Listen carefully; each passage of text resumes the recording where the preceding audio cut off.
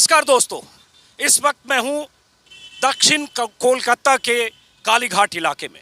कालीघाट दो चीज़ों के लिए मशहूर है। एक तो पीछे जो ये गली देख रहे हैं, इसी गली में ममता बनर्जी का घर है और ये इस तरफ काली मंदिर है और ये काली मंदिर की तरफ जाने के लिए विशाल गेट है।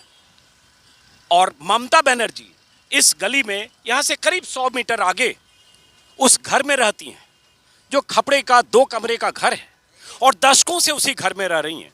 मुख्यमंत्री 2 बार बनी, केंद्र में मंत्री रहीं, कई बार सांसद रहीं, लेकिन हर बार तमाम तरह के कयास लगाए गए कि क्या मुख्यमंत्री बनने के बाद कहीं और शिफ्ट होंगी, लेकिन ममता बनर्जी वहीं रहीं, आज भी वहीं है। तो ये इलाका दक्षिण कोलकाता का है और इस बार ममता बनर्जी के पूरे राजनीतिक करियर की सबसे बड़ी लड़ाई इस बार इसलिए है क्योंकि बीजेपी ने पूरी ताकत झोंकी है कि कैसे ममता बनर्जी को सत्ता से बेदखल किया जाए।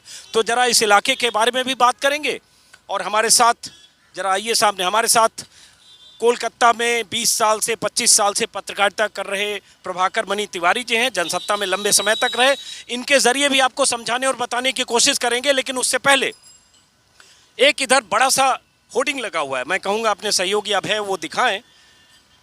इस होर्डिंग पे जो लिखा है वो मैं इनसे मैं चाहता हूँ कि ये समझाएं, क्योंकि बांग्ला में है, शायद मैं ना समझ पाऊँ, कोई बताए तो भी बांग्ला में ना समझ पाऊँ, इसलिए हिंदी अनुवाद भी ये करेंगे। पहले तो ये बताइए वो क्या लिखा हुआ है। साथ में नीचे मैं सिर्फ इतना पहचान सकता हूँ कि ममता बनर्जी के कदम हैं, हवाई चप्पल है जो उनकी पहचान है, साड़ी है जो उनकी पहचान है। लिखा हुआ क्या है इसमें? ऊपर लिखा हुआ है, लड़ाई तुम्हें करते थाको যতটা তোমার সাধ্য, चेष्टा जेखाने विराजमान, जय सेखाने बाध्य।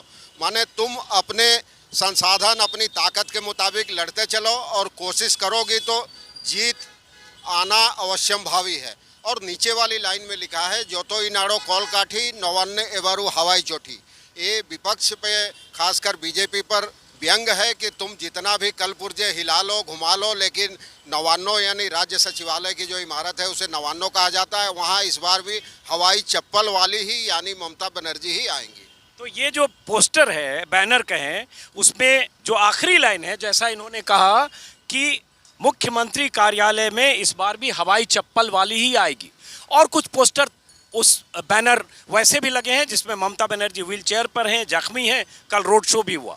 और ये घर है जैसा कि मैंने बताया, और इस गली में, इस गली को कहते हैं हरीश चटर्जी स्ट्रीट। मैं अभी गया था, यहाँ से 100 मीटर आगे जो ममता बनर्जी का घर है, 2 कमरे का पुराना सा, और उस घर को देखकर कभी सोच नहीं सकते कि देश का कोई सत्ताधारी दल का मुखिया, किसी सूबे की मुख्यमंत्री उस छोटे से 2 कमरे के घर में रहता हो। यूपी, बिहार और दूसरे राज्यों में जब महल देखेंगे नेताओं के और आलीशान बंगलों देखेंगे जब मुख्यमंत्रियों के, तो आपको यकीन नहीं होगा कि ऐसे भी कोई मुख्यमंत्री रह सकता है। उस गली में मैं अभी गया, यहाँ पुलिस वाले होते हैं। उस गली में यहाँ से लेकर ममता बनर्जी का घर जो है 100 मीटर तक दर्जनों सीसीटीवी कैमरे लगे हैं। कैमरे के साथ कोई जा नहीं सकता, अगर कोई जाना चाहे तो उससे थोड़ी पूछताछ होती है अगर अपरिचित हैं, लेकिन इस गली में जो लोग रहते हैं उनसे वो पुलिस वाले या सुरक्षा के जो लोग हैं वो सब एक दूसरे को जानते हैं। लेकिन नया आदमी कोई आता है तो उससे ज़रूर पूछते हैं कहाँ जा रहे हैं, क्यों जा रहे हैं। मैं भी अभी गया तो मुझसे पूछा गया, मैंने कहा मैं पत्रकार हूँ, दिल्ली से आया हूँ। 2-3 जगह पूछताछ हुई, लेकिन मैं उनके घर तक गया, उनका घर देख कर आया। सिर्फ वो यही तस्दीक करते हैं कि आप कैमरे के साथ ना आए। तो इस गली में जहाँ ममता रहती हैं, इस गली में जो उनका घर है 2 कमरे का, उसी घर से इस बार उन्होंने उम्मीदवारों की लिस्ट भी जारी की। उस घर को लेकर भी मिथ है क्या? हाँ, उस घर को लेकर काफ़ी मिथ है। माना जाता है कि बृहस्पतिवार को ही ममता उम्मीदवारों की सूची जब यहाँ से जारी की है तो उनके माथे जीत का सेहरा बंधा है, वो चाहे 2011 के विधानसभा चुनाव हो, 2016 का हो। तो इस बार भी उन्होंने 5 मार्च को जारी की जो सूची, बृहस्पतिवार था और उसी दिन यहाँ से सूची जारी हुई। और साथ में एक बात मैं और जोड़ देना चाहता हूँ, यहाँ आदि गंगा है, पुरानी नदी जो अब नाले की शक्ल में है, उसी के ठीक किनारे ममता बनर्जी का घर है। और प्रधानमंत्री रहते अटल बिहारी वाजपेयी इसी घर में आ चुके हैं। जब ममता उनके मंत्रिमंडल में थी, अटल बिहारी वाजपेयी ने ममता बनर्जी की मां के पांव छुए थे और तमाम एसपीजी और सुरक्षा इंतजाम के साथ यहाँ आए थे अटल बिहारी वाजपेयी। बहुत बार देखा, और एक ये भी बताऊं, 95 में, आज से 25 साल पहले मैं उस घर में गया हूँ टेलीविज़न के एक शो की शूटिंग के लिए। 2 कमरे का घर जिसमें उनकी पेंटिंग्स भी रखी थी, पेंटिंग में उनकी दिलचस्पी है और आज भी वहीं रहती हैं। अब उतनी आसानी से कोई नहीं जा सकता जितनी आसानी से तब जाते थे, क्योंकि अब मुख्यमंत्री का सुरक्षा घेरा होता है। लेकिन एक जो ये बात आपने कही, जो ये इस बार चर्चा में बात आई कि इस बार लोकसभा का चुनाव ममता बनर्जी ने चूंकि अपने टीएमसी मुख्यालय से किया, इस बार लोकसभा चुनाव में जिस ढंग से टीएमसी को झटका लगा, 18 सीटें बीजेपी जीती, तो कहीं कोई ऐसा अंधविश्वास या कोई ऐसा इसकी वजह लगा कि नहीं घर से ही लिस्ट जारी करते हैं, ऐसा भी लोग कहते हैं। हाँ, इसकी तो चर्चा है कि बृहस्पतिवार को और एक खास कमरे जहाँ से सूची जारी होती है उसको ममता शुभ मानती हैं अपने लिए, जैसे हम लोग भी मानते हैं कि इस दिशा में इस दिन नहीं जाना चाहिए, ये काम इस दिन नहीं करना चाहिए। तो वैसे ही कुछ न कुछ एक मानस में कहीं ना कहीं तो एक है कि ये मेरे लिए लकी साबित हुआ है, ये दिन, ये कमरा। तो इसी लिहाज से इस बार जो सबसे बड़ी चुनौती कहा जाए तो राजनीतिक करियर की सबसे बड़ी चुनौती मिल रही है। सबसे वैसे भी वो जुझारू रही है, लेकिन इससे बड़ी चुनौती बीते 10 साल में खासकर सत्ता में आने के बाद उनको नहीं मिली थी। और तो इस बार उन्होंने अपने एक पुराने ही ट्रिक को या विश्वास को, मन के भरोसे को आजमाया है। अब देखा जाए इसका क्या नतीजा, क्या हर बार की तरह लकी चीज प्रभाकर जी, ममता बनर्जी के कार्यकाल में हालांकि आरोप करप्शन के लगे, कुछ उनके सहयोगियों पर, कुछ करीबियों पर, कुछ मंत्रियों पर, कुछ लोगों के खिलाफ कार्रवाई की भी बात हुई। लेकिन ममता बनर्जी के रहन सहन की बात करें, हमने वो दौर भी देखा जब ममता बनर्जी केंद्र में मंत्री थीं और दिल्ली में भी मल्टी स्टोरी बिल्डिंग में रहती थी, सांसद वाले फ्लैट में, 3 बेडरूम के फ्लैट में। और उस समय मुझे वो भी याद है, 90 के दशक में एक जेन थी उनके पास, अगर मुझे रंग याद है, ग्रे कलर की जेन थी, उस पर ममता बनर्जी चलती थी हवाई चप्पल में, वैसे ही चल रहा। तो बंगाल में के नेताओं में सादगी का वैसे इतिहास है। इंद्रजीत गुप्त को हमने देखा था, जब इंद्रजीत गुप्त संयुक्त मोर्चे की सरकार में गृह मंत्री थे, तब इंद्रजीत गुप्त वेस्टर्न कोर्ट के फ्लैट में रहते थे, 2 कमरे या 3 कमरे का फ्लैट था। गृह मंत्री होने के बाद भी, जब गृह मंत्री का बहुत सुरक्षा घेरा होता है, तब भी वहां से उन्होंने शिफ्ट नहीं किया। यहाँ भी बुद्धदेव भट्टाचार्य जो ममता बनर्जी के पहले मुख्यमंत्री हुए 2 बार, वो भी छोटे से फ्लैट में रहे। तो ये एक सादगी का आवरण बंगाल के नेताओं में होता है। ममता बनर्जी भी उस प्रतीक को लेकर चलती है, इसका फर्क पड़ता है क्या?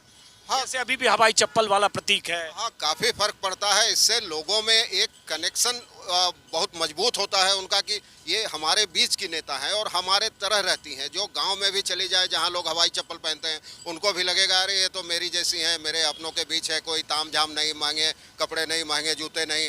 तो ये सब चीज़ें ममता की खासियत है। और जहाँ तक मुझे याद है, देश में अगर किसी दूसरे मुख्यमंत्री की सादगी की तुलना करनी हो ममता से, तो त्रिपुरा में जो थे सीपीएम के मानिक सरकार, जो खुद अपनी साइकिल से सब्जी लेने, बीजेपी के वहाँ मनोहर पर्रिकर भी थे जब तक मुख्यमंत्री थे, स्कूटी में घूमते हुए लेकिन सबसे ज़्यादा चूंकि मानिक सरकार लंबे समय तक रहे, ममता भी लंबे समय से यहाँ है, तो दोनों की तुलना बनती है। तो ममता का अब भी एक है कि उनके नेताओं पर, पार्टी पर जितने भी आरोप लगे हों भ्रष्टाचार के और तमाम कट मनी लेने के, लेकिन ममता की सूती साड़ी, सफ़ेद साड़ी बेदाग है, उस पे उसके दामन पर एक भी छींटे अब तक नहीं लगे हैं। इसलिए विपक्ष को ऐसा उनके खिलाफ कोई मुद्दा नहीं मिला, इसलिए उनके भतीजे को। दूसरी बात ये भी है कि जिन लोगों पर आरोप थे, चाहे मुकुल रॉय पर, वो जिन पर आरोप थे वो तो फिर बीजेपी में शामिल हो गए। तो इसलिए कहा जाता है कि आप पर 10 आरोप हों, घपले के, घोटाले के, करप्शन के, लेकिन आप अगर बीजेपी में शामिल हो गए तो गंगा जल की तरह पवित्र हो गए, वॉशिंग मशीन से निकलिए धुल के, और उसके बाद आपको क्लीन चिट मिल जाता है। चाहे आपको एजेंसियां आपका कितना भी पीछा कर रही हों, लेकिन जैसे भी आप बीजेपी में आते हैं तो आपको उन तमाम मुश्किलों से मुक्ति मिलती है। हाँ, वो शुभेंदु अधिकारी जो अभी शामिल हुए हैं, जिनको लेके काफ़ी कुछ चल रहा है, तो उनका भी नाम नारदा स्टिंग ऑपरेशन में था। उनकी वीडियो हाल तक थी बीजेपी की वेबसाइट पर बंगाल की, लेकिन जिस दिन वो शामिल हुए पार्टी में अमित शाह की रैली में, उसी दिन शाम को वो हटा लिया गया वीडियो वेबसाइट से। तो ये अपने आप में पिता शिशिर अधिकारी को लेकर भी बहुत आरोप लगे। हाँ, कई तरह के आरोप हैं। अब अधिकारी भी हो सकता है, प्रधानमंत्री आने वाले हैं, उनकी रैली में मंच पे तो रहेंगे ही, क्योंकि वो पहले भी बार बार कहते रहे तमाम चैनलों पर और पत्रकारों से कि बेटे जो कहेंगे मैं वही करूँगा। तो जाहिर है जब 2 बेटे बीजेपी में हैं तो वो क्या कहेंगे, वही कहेंगे जो वो। ये दोस्तों मकसद यहाँ सिर्फ ये था वो बताना, हालांकि काश ऐसा अंदर जाने की अनुमति होती है कैमरे के साथ, लेकिन चूंकि वहाँ नहीं जा सकते इसलिए सिर्फ दिखाना, क्योंकि आप समझिए कि ऐसी सादगी भी मुख्यमंत्री की होती है। और ये आप समझिए कि यूपी के मुख्यमंत्रियों की अगर बात करें, चाहे मायावती की बात करें, चाहे मुलायम सिंह की बात करें, चाहे अखिलेश यादव की बात करें, कई एकड़ में बंगले होते हैं, वो भी उन्हें कम पड़ते हैं। 2-3 बंगलों को मिलाकर एक बंगला बना दिया जाता है। बिहार में भी वही है, मुख्यमंत्री पद से हटने के बाद भी उन्हें बड़े बड़े बंगले चाहिए, चाहे कोई भी मुख्यमंत्री रहा हो। दूसरे राज्यों का भी यही हाल है। लेकिन बंगाल में इस गली में 2 कमरे के खपड़ेल के घर में आज भी ममता बनर्जी रहती हैं। हालांकि उसके बारे में भी जो बीच में बातें कई बार आती है कि वो भी उनका घर नहीं है, वो कहती है मेरा नहीं है, मेरे परिवार का है। परिवार का है, भाई का है, उनके घर, उनके अपने नाम पर तो कुछ नहीं है। और ऐसी नेता बंगाल की राजनीति में तो मुश्किल है। हालांकि पहले भी रहे हैं, बुद्धदेव भट्टाचार्य भी सादगी रहे हैं, सुरक्षा का तामझाम था। ममता तो शुरू में सुरक्षा लेने को भी तैयार नहीं थी, लेकिन सुरक्षा एजेंसियों के दबाव में उनको कई बार सुरक्षा लेनी पड़ी है। और जो बाहर आपने देखा उनके घर के बाहर गेट और मेटल डिटेक्टर, ये सब भी पहले नहीं था पहली बार मुख्यमंत्री बनने के बाद। लेकिन बाद में सुरक्षा एजेंसियों के आकलन के बाद उनको मजबूरी में, और कई बार उनसे कहा गया मकान चेंज कर लें, कहीं सॉल्ट लेक की ओर चले जाएं, बड़े इलाके में चले जाएं, लेकिन ममता ने बहुत सख्ती से इनकार कर दिया कि मुझे कोई मकान नहीं बदलना है, मैं जैसी थी वैसी हूँ, वैसी ही रहूँगी और यहीं रहूँगी। अब एक बात और बताइए कि प्रभाकर जी, चूंकि आप बंगाल में 25 सालों से हैं, सब कुछ को देख और समझ रहे हैं। अब ये इलाका जो दक्षिण कोलकाता लोकसभा क्षेत्र का इलाका है और ये विधानसभा रास बिहारी विधानसभा क्षेत्र है। अब इस इलाके में क्या लगता है चुनाव में होगा? भले ममता बनर्जी यहाँ रहती हों, लेकिन बीजेपी उनकी घेराबंदी कर रही है। रास बिहारी इलाके का मैंने देखा विधानसभा में कि बीजेपी यहाँ लगातार कोशिशें बीते 3 चुनावों से कर रही है और 2016 में बीजेपी को लगभग 23,000 वोट मिले। ये अलग बात है कि 2001, 6, 11 और 16 लगातार टीएमसी यहाँ जीतती रही है, लेकिन 2011 में भी बीजेपी को भले 5400 वोट मिले, कांग्रेस को 46,000 मिले, लेकिन बीजेपी इस इलाके में कहीं न कहीं ममता को चुनौती देने की कोशिश कर रही है। हाँ, ये तो जाहिर है, क्योंकि जेपी नड्डा हों चाहे अमित शाह हों, लगातार भवानीपुर में रोड शो करते रहे हैं, कालीघाट मंदिर में दर्शन करने आते रहे हैं। तो कहीं कोशिश है कि भवानीपुर और कालीघाट में ममता के गढ़ में थोड़ी बहुत भी हो सेंध लगाई जाए। इसका भले सीटें न जीत पाएँ, लेकिन एक मनोवैज्ञानिक असर होगा इसका ओवरऑल जो बंगाल की राजनीति है उस पर। तो आप पाएंगे कि पिछले दिनों जितने भी नेता आए, कैलाश विजयवर्गीय हों या बाकी लोग हों, कालीघाट आते रहे हैं जो सामने ही है, भवानीपुर में रोड शो करते रहे हैं, कई चीज़ें होती रही हैं लगातार।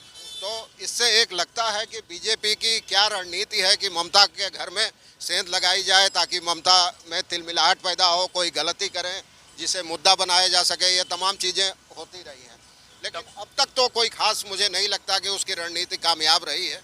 अब आगे क्या होगा ये देखना होगा।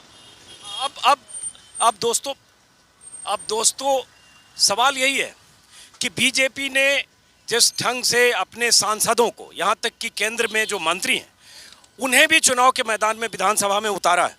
4 सांसद, अभी उनके 4 सांसदों के नाम आ चुके हैं, अभी लिस्ट आनी बाकी है। ऐसे बहुत सारे लोग हो सकता है आने वाले दिनों में दिखें। और बाबुल सुप्रियो तो हैं ही, आसनसोल से सांसद और मंत्री, और यहाँ टॉलीगंज इलाके से विधानसभा के उम्मीदवार हो गए। अब ऐसी ताकत अगर बीजेपी झोंक रही है, अमित शाह और मोदी बीते 4-5 सालों से उनकी टीम जिस ढंग से बंगाल में काम कर रही है, दरअसल 2015 से 2016 में बहुत कम कामयाबी मिली, सिर्फ 3 सीटें, लेकिन लोकसभा में ज़बरदस्त कामयाबी भी मिली, 40% वोट भी मिला। लेकिन अब उसके बाद क्या होने वाला है? और ये कालीघाट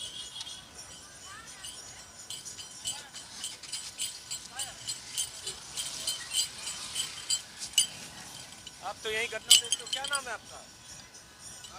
क्या नाम है? मेरा नाम उत्तम। तो कहाँ के रहने वाले हो? कालीघाट। हाँ ठीक है, कालीघाट के। और ये सामने ममता बनर्जी का घर है और इस बार बहुत ज़बरदस्त चुनाव हो रहा है।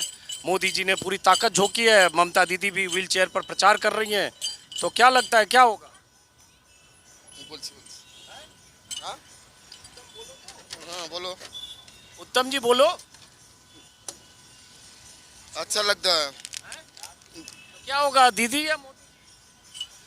और वो सब बोला जाएगा। बच रहे हो क्यों उत्तम जी? बोलो। वो दीदी जीतेगा, वो दीदी रहेगा।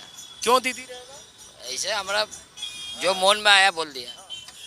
दीदी इसीलिए रहेगा कि दीदी काम अच्छा करते हैं, समझा। मोदी खाली सत्ता हथियाने के लिए, मोदी सत्ता हथियाने के लिए वो हर जगह हर राज्य में इस्तेमाल करता है अपना नाम कमाने के लिए, अडानी अंबानी का पेट भरने के लिए।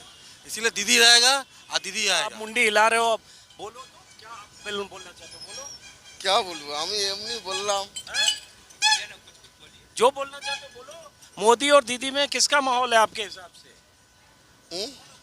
हाँ बोलता अरे शर्मा क्यों रहो? तो ये भी होता है बंगाल में, यूपी बिहार में बहुत आसानी से लोग राय देंगे। यहाँ 10 में से 5-6 आदमी हो सकता है राय देने से बचे और साफ खुलकर बोलने से बचे। आप यहीं के रहने वाले हो? नहीं है। कैमरा देखते ही कुछ लोग कहेंगे नहीं नहीं नहीं नहीं नहीं बोलना है।